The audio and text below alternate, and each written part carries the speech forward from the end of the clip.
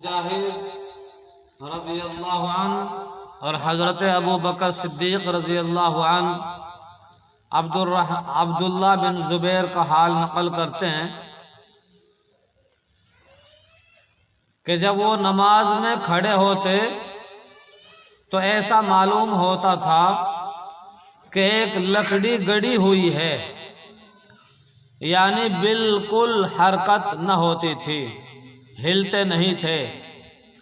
علماء نے لکھا ہے کہ حضرت ابن زبیر نے حضرت ابو بکر صدیق رضی اللہ عنہ سے نماز سیکھی، اور حضرت ابو بکر نے حضور صلی اللہ علیہ وسلم سے، یعنی جس طرح حضور صلی اللہ علیہ وسلم نماز پڑھتے تھے اسی طرح ابو بکر صدیق رضی اللہ عنہ بھی پڑھتے تھے۔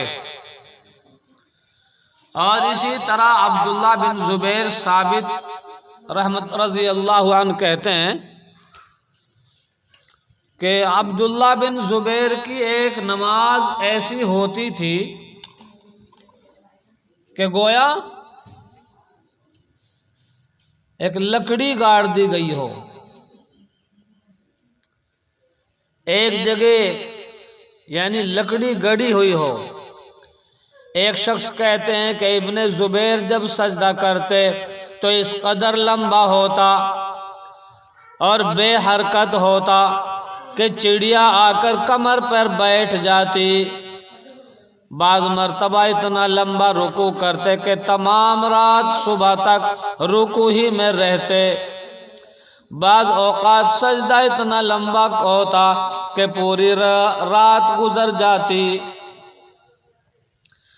جب حضرت ابن زبیر سے لڑائی ہو رہی تھی تو ایک گولا مسجد کی دیوار پر لگا، جس سے دیوار کا ایک ٹکڑا اڑا اور حضرت ابن زبیر کے حلق اور داڑھی کے درمیان کو گزرا، مگر نہ ان کو کوئی انتشار ہوا، نہ رکوع سجدہ مختصر کیا۔ ایک مرتبہ نماز پڑھ رہے تھے، بیٹا جس کا نام ہاشم تھا پاس سو رہا تھا، چھت میں سے ایک سانپ گرا اور بچے پر لپٹ گیا۔ وہ چلایا، گھر والے سب دوڑے ہوئے آئے، شور مچ گیا، اس سانپ کو مارا۔ ابن زبیر رضی اللہ عنہ اسی اطمینان سے نماز پڑھتے رہے، کچھ پتہ نہ چلا۔ سلام پھیر کر فرمانے لگے کہ کچھ شور کیسی آواز آ رہی تھی۔ بیوی نے کہا اللہ تم پر رحم کرے، بچے کی تو جان بھی گئی تھی، تمہیں پتہ ہی نہ چلا۔ فرمانے لگے کہ تیرا ناس ہو، اگر نماز میں دوسری طرف توجہ کرتا، دھیان کرتا تو نماز کہاں باقی رہتی۔ حضرت عمر کے آخر زمانے میں جب ان کے خنجر مارا گیا، جس کی وجہ سے ان کا انتقال ہوا، تو ہر وقت خون بہتا تھا اور اکثر غفلت بھی ہو جاتی تھی۔ لیکن اس حالت میں بھی جب نماز کے لیے متنبہ کیے جاتے تو اسی حالت میں نماز ادا فرماتے اور ارشاد فرماتے کہ اسلام میں اس کا کوئی حصہ نہیں جو نماز چھوڑ دے۔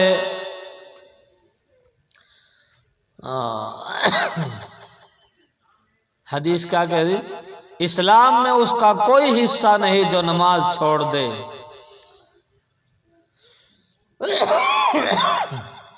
حضرت عثمان رضی اللہ عنہ تمام رات جاگتے اور ایک رکعت میں پورا قرآن شریف ختم کر لیتے۔ حضرت علی رضی اللہ عنہ کی عادت شریفہ یہ تھی کہ جب نماز کا وقت آتا تو بدن میں کپ کپی آ جاتی اور چہرہ زرد ہو جاتا۔ کسی نے پوچھا کہ یہ کیا بات ہے؟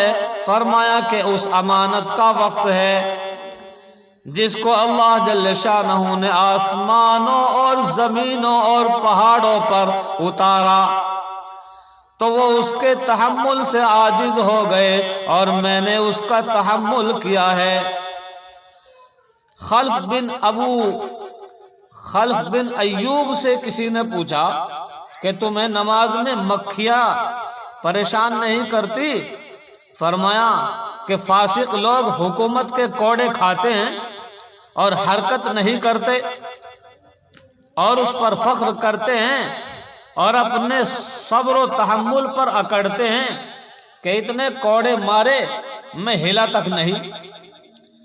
میں اپنے رب کے سامنے کھڑا ہوں اور ایک مکھی کی وجہ سے حرکت کر جاؤں، کیا ہمت۔ مسلم بن یسار جب نماز کے لیے کھڑے ہوتے تو اپنے گھر والوں سے کہتے کہ تم باتیں کرتے رہو، مجھے تمہاری بات کا پتہ ہی نہ چلے۔ ایک مرتبہ بصرہ کی جامع مسجد میں نماز پڑھ رہے تھے کہ مسجد کا ایک حصہ گرا، لوگ اس کی وجہ سے دوڑے وہاں جمع ہو گئے، شور شغب ہوا مگر ان کو پتہ ہی نہ چلا۔ حاتم اصم رحمت اللہ علیہ سے کسی نے پوچھا، ان کی نماز کی کیفیت پوچھی تو کہنے لگے کہ جب نماز کا وقت آتا ہے تو وضو کے بعد اس جگہ پہنچ کر جہاں نماز پڑھتا ہوں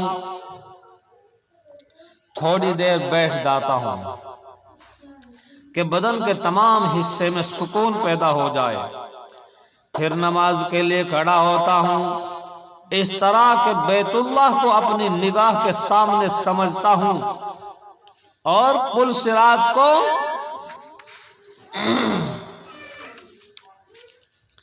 پاؤں کے نیچے، جنت کو دائیں طرف اور جہنم کو بائیں طرف اور موت کے فرشتے کو اپنے پیچھے کھڑا ہوا خیال کرتا ہوں اور سمجھتا ہوں کہ یہ آخری نماز ہے۔ اس کے بعد پورے خشوع سے جی لگا کر نماز پڑھتا ہوں اور اس کے بعد امید اور ڈر کے درمیان رہتا ہوں کہ نہ معلوم قبول ہوئی یا نہیں۔ یہ تھے صحابہ کے حالات، صحابہ کا ڈر، خوف، نماز کی کیفیت، یہ تھی۔ اب تو ہیلو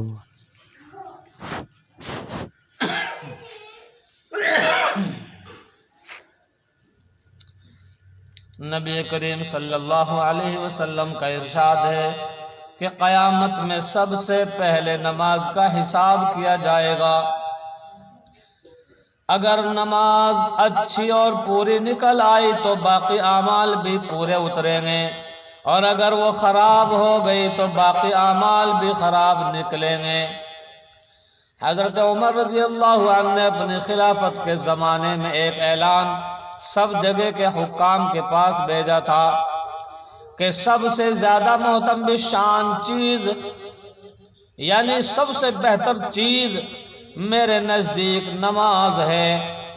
جو شخص اس کی حفاظت اور اس کا اہتمام کرے گا وہ دین کے اور کاموں کا بھی اہتمام کر سکتا ہے، اور جو اس کو ضائع کر دے گا وہ دین کے اور اجزاء کو بھی زیادہ برباد کر دے گا۔ نبی کریم صلی اللہ علیہ وسلم کے اس پاک ارشاد اور حضرت عمر کے اس اعلان کا منشا بظاہر یہ ہے جو دوسری حدیث میں آیا ہے کہ شیطان مسلمان سے اس وقت تک ڈرتا رہتا ہے جب تک وہ نماز کا پابند اور اس کو اچھی طرح ادا کرتا رہتا ہے۔ تو شیطان مسلمان سے ڈرتا رہے گا جب تک کہ وہ نماز کا پابند اور اللہ سے ڈرنا اور ذکر اللہ کی کثرت، کیونکہ جب تک یہ کرتا رہے گا شیطان اس سے ڈرتا رہے گا، کیونکہ خوف کی وجہ سے اس کو زیادہ جرأت نہیں ہوتی۔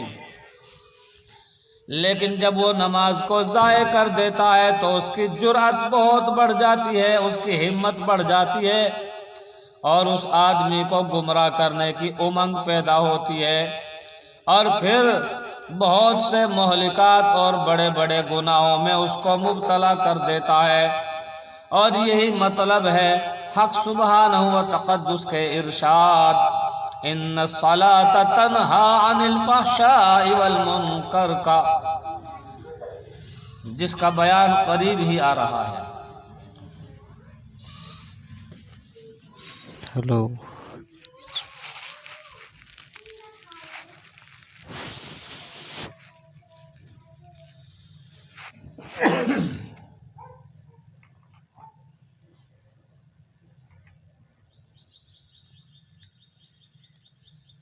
حضور صلی اللہ علیہ وسلم روح فدا کے وصال کے وقت صحابہ کرام رضی اللہ عنہ اجمعین کو اس قدر سخت صدمہ تھا۔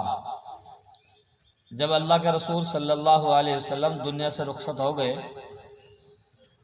تو صحابہ کو اس قدر صدمہ تھا کہ بہت سے مختلف طور کے وساوس میں مبتلا ہو گئے۔ حضرت عثمان رضی اللہ عنہ فرماتے ہیں کہ میں بھی انہی لوگوں میں تھا جو وساوس میں گھرے ہوئے تھے۔ حضرت عمر میرے پاس تشریف لائے، مجھے سلام کیا، مگر مجھے مطلق پتہ نہ چلا۔ حضرت عثمان کو پتہ نہیں چلا حضرت عمر نے سلام کیا، پتہ ہی نہیں چلا، کیوں؟ گہری سوچ میں تھے کہ اللہ کے رسول صلی اللہ علیہ وسلم دنیا سے تشریف لے گئے، تو صحابہ سب گہری سوچ میں تھے۔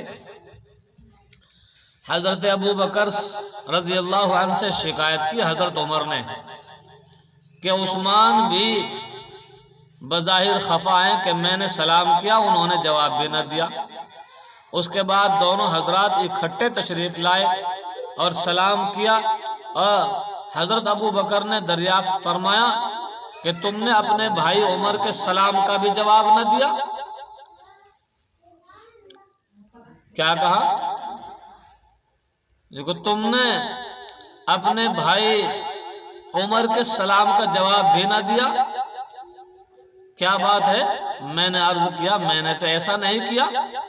حضرت عمر نے فرمایا ایسا ہی ہوا۔ میں نے عرض کیا کہ مجھے تو آپ کے آنے کی بھی خبر نہیں ہوئی کہ کب آئے، نہ سلام کا پتہ چلا۔ حضرت ابو بکر نے فرمایا سچ ہے، ایسا ہی ہوا ہوگا، غالباً تم کسی سوچ میں بیٹھے ہوگے۔ میں نے عرض کیا واقعی میں ایک گہری سوچ میں تھا کہ حضرت ابو بکر نے دریافت فرمایا کیا تھا؟ میں نے عرض کیا کہ حضور صلی اللہ علیہ وسلم کا وصال ہو گیا، اور ہم نے یہ بھی نہ پوچھ لیا کہ اس کام کی نجات کس چیز میں ہے۔ حضرت ابو بکر صدیق رضی اللہ عنہ نے فرمایا کہ میں پوچھ چکا ہوں۔ میں اٹھا اور میں نے کہا تم پر میرے ماں باپ آپ قربان، واقعی تم ہی زیادہ مستحق تھے اس کے دریافت کرنے کے کہ دین کی ہر چیز میں آگے بڑھنے والے ہو۔ حضرت ابو بکر نے فرمایا میں نے حضور صلی اللہ علیہ وسلم سے دریافت کیا تھا کہ اس کام کی نجات کیا ہے۔ آپ نے فرمایا کہ جو شخص اس کلمے کو قبول کر لے، جس کو میں نے اپنے چچا ابو طالب پر ان کے انتقال کے وقت پیش کیا تھا اور انہوں نے رد کر دیا تھا، وہی کلمہ نجات ہے۔ فائدہ وساوس میں مبتلا ہونے کا مطلب یہ ہے کہ صحابہ کرام اس وقت رنج و غم کی شدت میں ایسے پریشان ہو گئے تھے کہ حضرت عمر جیسے جلیل القدر بہادر، حضرت عمر جیسے جلیل القدر بہادر تلوار ہاتھ میں لے کر کھڑے ہو گئے تھے کہ جو شخص یہ کہے گا کہ حضور صلی اللہ علیہ وسلم کا وصال ہو گیا، اس کی گردن اڑا دوں گا۔ حضور صلی اللہ تعالی علیہ وسلم تو اپنے رب سے ملنے تشریف لے گئے ہیں، جیسا کہ حضرت موسیٰ علیہ السلام طور پر تشریف لے گئے تھے۔ بعض صحابہ کو یہ خیال پیدا ہو گیا تھا کہ دین اب ختم ہو چکا، بعض اس سوچ میں تھے کہ اب دین کے فروغ کی کوئی صورت نہیں ہو سکتی، بعض بالکل گم تھے کہ ان سے بولا ہی نہیں جاتا تھا۔ ایک ابو بکر صدیق رضی اللہ عنہ کا دم تھا جو حضور صلی اللہ علیہ وسلم کے ساتھ کمال عشق، کمال محبت کے باوجود اس وقت ثابت قدم اور جمے ہوئے کھڑے تھے۔ انہوں نے للکار کر خطبہ پڑھا جس میں وما محمد الا رسول والی آیت پڑھی، جس کا ترجمہ یہ ہے کہ محمد صلی اللہ علیہ وسلم نرے رسول ہی تو ہیں، خدا تو نہیں ہے، تو جس کو موت آ ہی نہ سکے۔ بس کیا اگر وہ مر جائیں یا شہید ہو جائیں تو تم لوگ دین سے پھر جاؤ گے؟ اور جو شخص دین سے پھر جائے گا وہ خدا کا تو کوئی نقصان نہیں کرے گا، اپنا ہی کچھ کھوے گا۔ مختصر طور پر اس قصے کو میں اپنے رسالہ حکایت صحابہ میں لکھ چکا ہوں۔ آگے جو ارشاد ہے کہ اس کام کی نجات کیا ہے، اس کے دو مطلب ہیں۔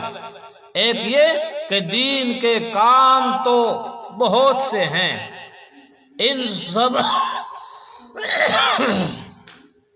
ان سب کاموں میں دار و مدار کس چیز پر ہے کہ جس کے بغیر چارہ کار نہ ہو؟ اس مطلب کے موافق جواب ظاہر ہے کہ دین کا سارا مدار کلمہ شہادت پر ہے اور اسلام کی جڑ ہی کلمہ طیبہ ہے۔ دوسرا مطلب یہ ہے کہ اس کام یعنی دین میں دقتیں بھی پیش آتی ہیں، وساوس بھی گھیرتے ہیں، شیاطین کی رخنہ اندازی بھی مستقل ایک مصیبت ہے۔ سمجھ میں آئی؟ کیا کیا بتایا؟ دیکھو دوسرا مطلب یہ ہے دین کی جو جڑ ہے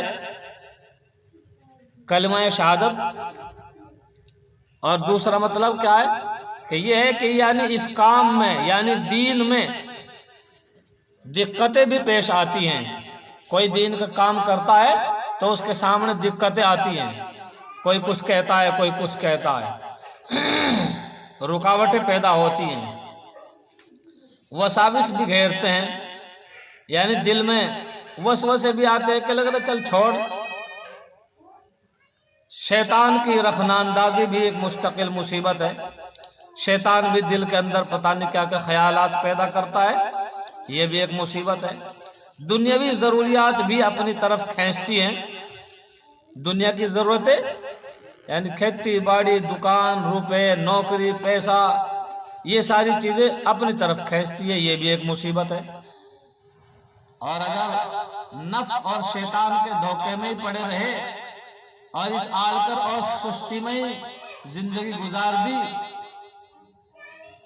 اس آلکس اور سستی میں ہی زندگی گزار دی اور اچانک موت آ گئی، کیونکہ موت بتا کے نہیں آتی، وقت پورا ہو چکا، اسے پتہ ہی نہیں انسان کو، بہانہ کچھ بھی بن جائے۔ بہت سارے لوگ اچھے بچھے سفر میں گئے، وہاں جا گیا مر گیا، چلتا چلتا گر گئے، کوئی اٹیک کہتا ہے، کوئی کچھ کہتا ہے، یہ ساری کی ساری چیزیں کوئی کچھ بھی تیار کر لے، لیکن اس کی موت کا وقت تھا۔ اس کو اٹیک کہہ دو، ایکسیڈنٹ کہہ دو، کچھ بھی کہہ دو، جب آدمی اپنی جگہ پر پہنچتا ہے، اگر وہ پیدل ہوتا ہے تو اس کو اس جگہ پر اس کی روح قبض ہونا ہی ہونا ہے، اور وہ چلتے چلتے سڑک کے بیچ چل رہا ہے یا سڑک کے کنارے پر چل رہا ہے، موت آ گئی اور وہ گر گیا سڑک کے بیچ میں۔ اب کیا کہیں گے لوگ کہ لگا ایکسیڈنٹ ہو گیا، حالانکہ وہ اپنی موت سے گر گیا سڑک کے بیچ میں، لوگ کہتے ہیں ایکسیڈنٹ ہو گیا۔ اور جس کی موت کا وقت جہاں لکھا ہے وہ موٹر سائیکل پر چل رہا، چلتے چلتے گر گیا تو لوگ کہہ رہے ایکسیڈنٹ ہو گیا۔ اس کی موت کا وقت تھا وہاں، اس کی موت وہیں لکھی تھی، لیکن یہ کہا جا رہا یہ اچانک کی موت سے، حادثے کی موت سے اللہ ہی سے پناہ مانگو۔ حدیث کے اندر ہے حادثے کی موت سے اچانک کی موت سے اللہ ہی سے پناہ مانگو، اللہ سے یہ دعا کیا کرو کہ اللہ رمضان المبارک کے مہینے کی موت نصیب فرما، اپنے راستے کی موت نصیب فرما، حج بیت اللہ سے فارغ ہونے پر اے اللہ وہاں کی موت نصیب فرما، اے اللہ جنت البقیع والی جگہ عطا فرما۔ اس طرح کی موت مانگو اللہ سے، کیونکہ مانگنے سے اللہ راضی ہوتا ہے اور انسان ناراض ہوتا ہے۔ انسانوں سے مانگو انسان ناراض ہوگا، اللہ سے مانگنے اللہ راضی ہوتا ہے کہ میرا بندہ مجھ سے مانگ رہا ہے، کیونکہ اللہ کے خزانوں میں کمی نہیں ہے۔ مانگنے والا ہوتا ہے تو اللہ اس سے راضی ہوتا ہے، کیونکہ وہ تو دینے کے لیے ہی ہے، سارے خزانے اللہ کے پاس دینے کے لیے ہیں، جو مانگتا ہے اللہ اس سے زیادہ خوش ہوتا ہے، ورنہ مقدر کی تو اس کو ملتی ہی ہے۔ اس لیے ہم اپنی زندگی اپنی آخرت کے بارے میں سوچیں کہ یہ زندگی خدا کی امانت ہے، خدا نے دے رکھی ہے، اس ساری زندگی کا حساب کون لے گا؟ اس ساری زندگی کا حساب خدا لے گا۔ خدا نے تندرستی دے رکھی، خدا نے بہترین تندرستی دے رکھی، بہت سارے لوگ ایسے ملیں گے کہ جنہیں بیماری سے فرصت نہیں، جن پہ کھڑا نہیں ہوا جاتا، جن پہ بیٹھا نہیں جاتا، جن سے بولا نہیں جاتا، جو بیچارے گم سم پڑے ہیں، بے ہوش پڑے ہیں، بہت سارے ایسے ملیں گے۔ لیکن ان لوگوں کو اللہ کا شکر ادا کرنا چاہیے کہ جو تندرست ہے، صحیح سالم ہے، اور پھر وہ اللہ کا حکم توڑ رہے ہیں، تو یہ بڑی کمی کی بات ہے، بڑے نقصان کی بات ہے۔ اللہ ہم سب کو عمل کی توفیق عطا فرما دے۔ یہ فرمایا دنیا کے اندر تو جو جس کے طریقے پہ چلے گا، جو جس کے طریقے پر چلے گا، جو جس کے طریقے کو اپنی زندگی میں لانا چاہے گا اور یا ملاوٹ کرے گا، دیکھو ہندوؤں کے طریقے پہ بھی چل رہا اور مسلمانوں کے طریقے پہ بھی چل رہا، یعنی یہ ملاوٹ ہے، ملاوٹ۔ اور اللہ کیا کہہ رہے؟ خالص ایمان چاہیے، خالص۔ آمینو کما آمن الناس، اللہ یوں کہہ رہے آمینو کما آمن الناس، دیکھو ہمیں چاہیے صحابہ جیسا ایمان، ہمیں چاہیے صحابہ جیسا ایمان، صحابہ جیسی عبادتیں، صحابہ کے نقشے پہ چلا جاوے۔ ہم تو گنجائش کاٹتے پھرے، اوہو کہاں چلے گئی یہ امت، کون سے راستے پہ جا رہی ہے یہ امت۔ افسوس اس زندگی پر کہ یہ انسان کہ اس کو اتنا اچھا راستہ اللہ کے رسول صلی اللہ علیہ وسلم صحابہ کے ذریعے سے بتلا کے چلے گئے، اور یہ انسان اس اچھے راستے کو چھوڑ کر شیطانی والے راستے پر چلنے کی کوشش کرتا ہے، یہ غیروں کے راستے پر چلنے کی کوشش کرتا ہے۔ اس کو مذہب اسلام سمجھ میں نہیں آ رہا ہے، جو سب سے اچھا مذہب، سب سے سچا مذہب، جو جنت میں لے جانے والا راستہ، وہ اس کو سمجھ میں نہیں آ رہا۔ یہ آنکھ مچ جائے گی دنیا والی، اور یہ مچتے ہی آخرت سامنے آ جائے گی۔ اس وقت یہ خون کے آنسو روئے گا، خون کے، لیکن کوئی سہارا نہیں ہوگا۔ خون کے آنسو انسان دنیا میں نہیں رو سکتا، تو وہاں کتنا زور پڑے گا، وہاں کیا گزرے گی کہ یہ پانی والے آنسو ختم ہو جائیں گے تو خون کے آئیں گے آنسو، خون کے آنسو نکلیں گے۔ افسوس میں یہ اپنے ہاتھ چبا جائے گا کوہنیوں تک۔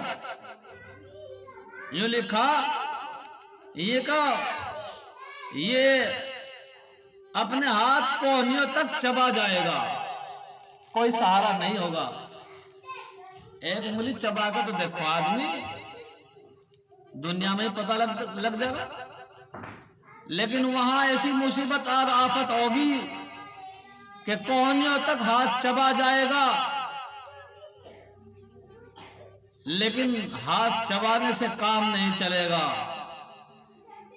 ہاتھ چبا جائے، خون کے آنسو روئے، کچھ بھی کرے، وہ وقت چلا گیا جس وقت تجھے سمجھایا جاتا تھا، اب وہ وقت نہیں آئے گا کہ تو اللہ کا ذکر کر لے، تو عبادت کر لے۔ وہ وقت تو چلا گیا، وہ تو دنیا میں تھا، اب وہ وقت دوبارہ نہیں آ سکتا۔ اب تو اسے اپنے اعمال کی سزا بھگتنی ہی پڑے گی۔ اور پھر یوں بھی لکھا، یہ کو ہو سکتا ہے اللہ کسی پر ترس کھا کر اس کو معاف فرما دے، کون روکنے والا ہے، کون اس کو ٹوک سکتا ہے؟ وہ تو سب سے بڑا رحمان ہے، وہ تو سب سے بڑا رحیم ہے۔ ضروری نہیں ہے کہ وہ معافی کر دے، ہاں، لیکن اگر انسان معافی کے کام کرے تو وہ معاف کر سکتا ہے، اور کوئی معافی کے کام ہی نہ کرے تو اللہ کیسے معاف کر دے گا؟ بہت سارے غیر مسلم ایسے ملیں گے کہ خوب خرچ کرتے ہیں، خوب خرچ کریں، خوب دان کریں، اور کیا سوچ رہے ہیں؟ ہاں تم تو جنت میں جانے والے کام کر رہے، چاہے ساری دنیا لوٹا دیں یہ کافر یہ مشرک، چاہے ساری دنیا لوٹا دے، چاہے کنگال ہو جائیں خرچ کرتے کرتے، اور چاہے یہ خوب چاند سورج کی اور مورتیوں کی پوجا کرنے پر لگ جائے، 24 گھنٹے عبادت کرتے رہے اپنے طریقے سے، لیکن اسلام قبول نہ کرے تو کوئی کامیابی نہیں ہے۔ اگر ہاں انہوں نے وہ کلمہ پڑھ لیا جس کو اللہ کے رسول صلی اللہ علیہ وسلم نے اپنے چچا پر پیش کیا تھا، یعنی لا الہ الا اللہ محمد الرسول اللہ، اگر پڑھ لیا سچے دل کے ساتھ اور مذہب اسلام کو قبول کر لیا تو ان کا جنت کا راستہ کھل گیا، اب یہ جنت میں پہنچ جائیں گے، ورنہ اس کے علاوہ کوئی راستہ نہیں ہے۔ کتنی ہی یہ اپنے مذہب کے طریقے سے چاہے عبادت کرتے رہو، کیونکہ انہوں نے راستہ اپنے انداز سے تیار کیا ہے، یہ اپنے دین کو سمجھ رہے کہ ہمارا دین یہ ہے، ہمارا یہ ہے، بدعتیوں کا یہ ہے، اہل حدیثوں کا یہ ہے، عیسائیت یہ ہے، پتہ نہیں کیا کیا کتنے طریقے دنیا کے اندر بنا لیے، 72 فرقے، 72 فرقے بتائے نا، 72 فرقے ہوں گے، اور جنت میں صرف ایک فرقہ جائے گا، ایک طبقہ، وہ کون سا ہوگا؟ وہ ہوگا جو اللہ کے رسول صلی اللہ علیہ وسلم کے طریقے پہ زندگی گزارتا ہو، صحابہ کے نقش قدم پہ زندگی گزارتا ہو، وہ جنت میں جائے گا، اور سارے 72 سارے 71 فرقے جو ہیں وہ جہنم میں جائے گا۔ اللہ تبارک و تعالیٰ کسی کے اخلاص سے، کسی کے کلمے سے معاف فرما دے تو وہ دوسری بات ہے۔ اللہ ہم سب کو عمل کی توفیق نصیب فرمائے، آمین۔ اللہم صلی علی سیدنا و مولانا محمد وعلی آلہ وصحبہ وبارک وسلم كما تحب وترضى عدد ما تحب وترضى. ربنا ظلمنا أنفسنا وإن لم تغفر لنا وترحمنا لنكونن من الخاسرين. ربنا لا تجعلنا فتنة للقوم الظالمين ونجنا برحمتك من القوم الكافرين. لا إله إلا أنت سبحانك إني كنت من الظالمين. اے اللہ تو رحمان ہے، تو کریم ہے، تو رحیم ہے. اے اللہ تمام تعریفیں تو تیرے ہی لیے ہے. تو ہی تمام جہانوں کا پروردگار ہے، تو ہی رب ذوالجلال ہے، تو ہی آقائے دو جہان ہے. ہر ایک چیز پر تیری ہی حکومت ہے. اے اللہ بے شک تو ذرے ذرے کا مالک، تو قطرے قطرے کا مالک، تو سارے جہاں کا رب، تو پالن ہار، تو خالق کائنات، تو رب ذوالجلال، تو رزاق عالم، تو خالق الملک. اے اللہ بے شک تو دو جہان کا بادشاہ ہے. اے اللہ ساری چیزیں تیری ہی محتاج ہیں اور تو کسی کا محتاج نہیں ہے. اے اللہ بے شک ساری چیزیں تیری ہی محتاج ہے. اے اللہ ہم تو اے اللہ گناہگار ہیں، شہکار ہیں، خطاوار ہیں، لغزشیں ہوتی رہتی ہیں. اے اللہ بھول کے بھی ہوتی ہیں، جان کے بھی ہوتی ہے. اے اللہ تو اپنی رحمت سے ہم سب کو معاف فرما دے. اے اللہ اے کریم آقا اگر تو نے معاف نہ کیا تو تیری ذات کے علاوہ کوئی اور ایسی ذات نہیں ہے جو معاف کر دے. اے اللہ بس تو اپنی رحمت سے ساری امت کو معاف فرما دے، ساری امت کو ہدایت عطا فرما دے. اے اللہ ساری امت کو ہدایت عطا فرما دے. اے اللہ یہ جہنم والے راستے پہ تیری امت جا رہی ہے. اے اللہ تو ہی اس کو بچانے والا ہے، تو ہی اس کو ہدایت دینے والا ہے. اے اللہ تو اس امت کو ہدایت عطا فرما دے. اے اللہ کسی نے اے اللہ بدعت پہ ڈال دی امت کو. اے اللہ اس کا ذمہ دار کون ہوگا؟ اے اللہ اے کریم آقا یہ امت بدعت کے راستے پہ چلی گئی، یہ امت گمراہی کے راستے پہ چلی گئی. اے اللہ نفس اور شیطان نے اے اللہ اس کو گمراہی کے راستے پہ ڈال دیا. اے اللہ نفس اور شیطان مردود کے شر سے اس امت کی حفاظت فرما دے. اے اللہ اے کریم آقا ان بیچاروں کو بدعتیوں کو بھی ہدایت عطا فرما دے. اے اللہ تیرے نبی کے طریقے کے خلاف زندگی گزارتے ہیں. اے اللہ اپنی مرضی سے اے اللہ دین کے اندر نئی نئی شریعت پیدا کر دیتے ہیں. اے اللہ ان سے اے کریم آقا اور نفس اور شیطان مردود کے شر سے ان کی حفاظت فرما دے. اے اللہ ہم سب کو پورے عالم کو ہدایت عطا فرما دے. اے اللہ ہمیں بھی ہدایت عطا فرما دے. اے اللہ گمراہی والے راستے سے ہم سب کی حفاظت فرما دے. اے اللہ امت کا غم، امت کا درد دلوں کے اندر پیدا فرما دے. اے اللہ ہر برائی سے ہم سب کی پورے عالم کے ایمان والوں کی حفاظت فرما دے. اے کریم آقا ہم سب کو برکت والی روزی عطا فرما دے، حرام روزی سے حفاظت فرما دے. اے اللہ اے کریم آقا بے شک ہمارے دل کے اندر اے اللہ تیرا ڈر نکل چکا ہے. اے اللہ تیرا خوف نکل چکا ہے. اے اللہ اس کی پہچان اے اللہ یہ ہے بہت ساری ہیں. اے اللہ ہم نے حلال روزی کھانا بند کر دی، حرام آ جاؤ دھوکے کے آ جاؤ جھوٹ سے اے اللہ کسی بھی طرح آ جائے سب ہضم ہے. اے اللہ یہ بے شک بڑے بڑے گناہ ہیں. اے اللہ تو ہی ہمیں بچانے والا ہے. اے اللہ جھوٹ سے، دھوکے سے، غیبت سے بچا لے. اے اللہ حرام روزی سے بچا لے، حلال رزق عطا فرما دے. اے کریم آقا ہم سب کو پورے عالم کو دین کی محنت کے لیے قبول فرما لے اور ہماری مختصر سے دعاؤں کو، نیک تمناؤں کو، نیک ارادوں کو اپنے پیارے محبوب کے وسیلے سے قبول و مقبول فرما. صلی اللہ تعالی علی خیر خلق محمد و آلہ و صحبہ وسلم اجمعین برحمتک یا